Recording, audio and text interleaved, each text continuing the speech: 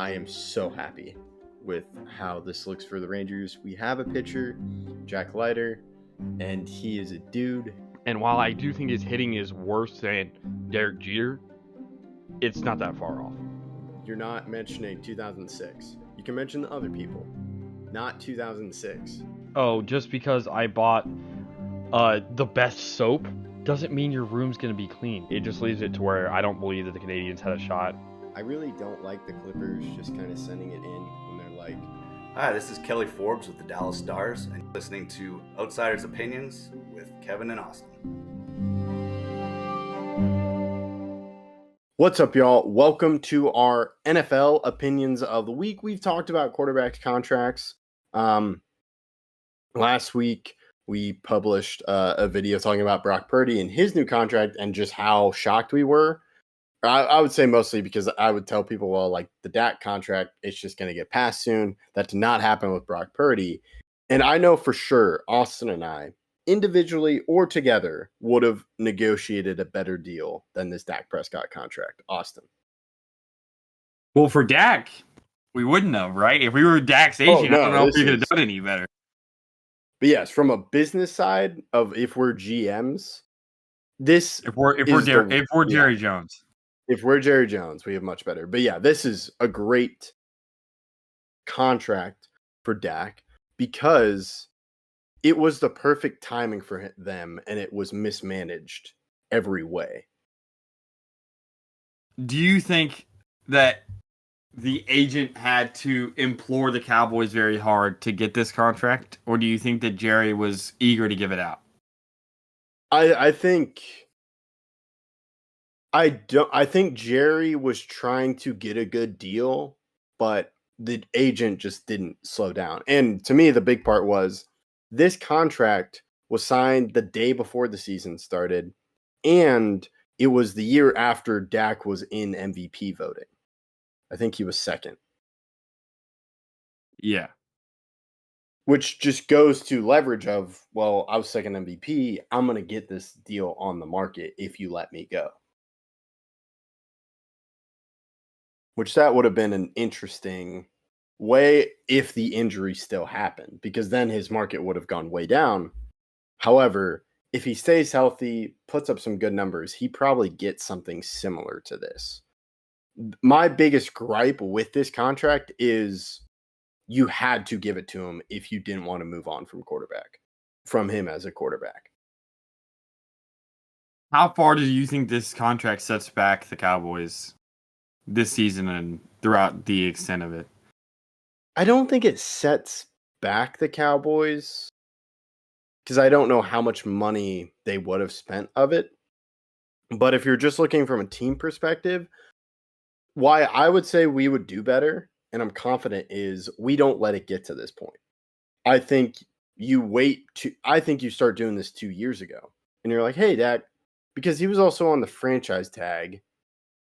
Is this after the franchise tag?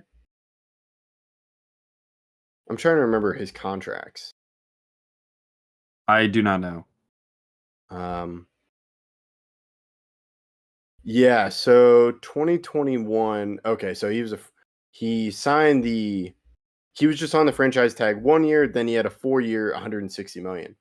I think maybe 2 years in, maybe even before his MVP season, you offer an extension and be like, hey, this is what the going market is right now. We'll give you this and a little bit more. Then a few years, it changes.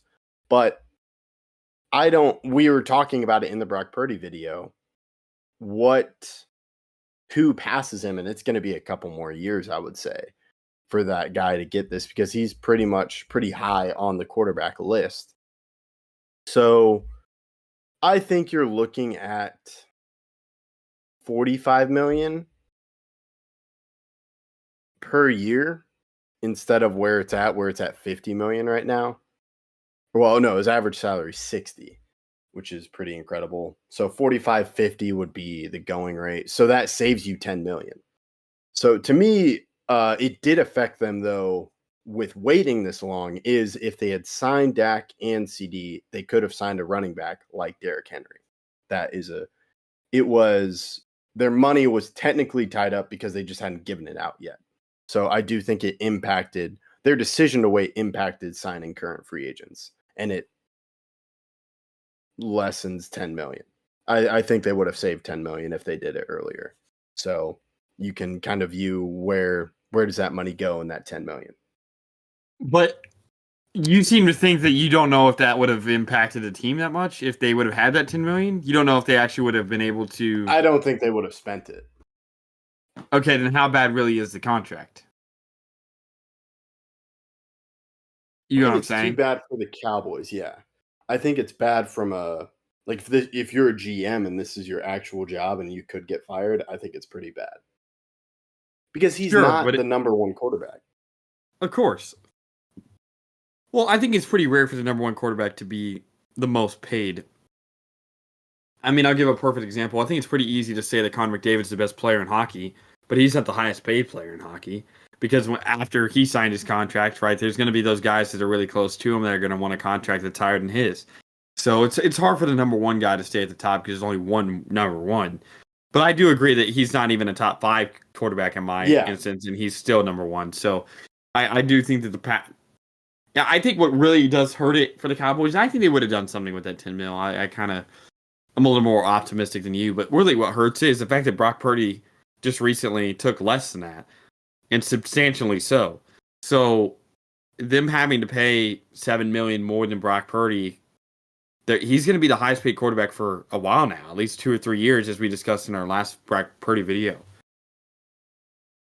Yeah, I think maybe Mahomes gets an extension. But yeah, I don't agree he's top 5. If he's in the top 10, it's fine because I would argue he was the top 10 quarterback. Make sure my thoughts have changed a little bit, but it also does hurt them from a money standpoint. If you have the extra 10 million and you're not just bargain shopping, you can go get weapons like he needs a good offensive line, he needs a running back, and he needs some wide receiver help. Of course, he has CD, but they need second wide receiver help, so well, they did with that with Pickens. Yeah, but Pickens is only 1 year unless they sign him to an extension next year or this offseason.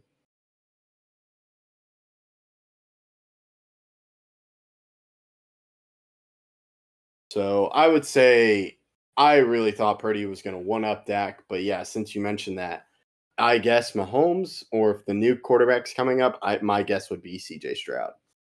But he might take less. Who knows? That's true. So you just think from a GM perspective, this is really bad, but for the Cowboys, actual like on the field, it's not. Yes, and I say with the Cowboys is because they don't run it well as a GM. They're not finding every nick and cranny they can with money when you are paying good guys, because you're going to have to pay Micah too. So you're investing a lot of money in Micah, Dak, and CD, as you should, but you're not really being efficient with your money. So I think from a GM, it's you got put in a corner that you just couldn't get out of unless you run that risk of him being a free agent the next year. That's true. Because it would have been rare with a quarterback. Let's say he stays healthy. It would have been difficult with a quarterback that comes in as a top 10 quarterback in a free agent market that's fully healthy, because you have that with Kirk Cousins. You almost had that with Kirk Cousins, but he was coming off the Achilles injuries.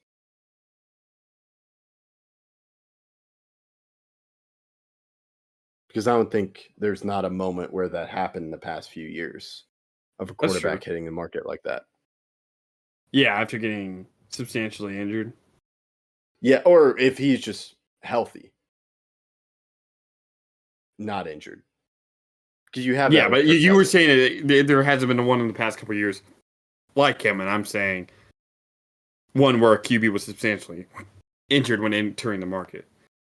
Yeah, because you have that with Kirk Cousins, but usually teams just are like, okay, we have a really good quarterback, we're not letting him go. Yeah. So yeah, That is all I have about the contract. I think it's just the way it is and what they did, but I do think it's really bad. A GM should never do this. And if they do, they should get fired because they're really hampering the team and just with the money they could have saved.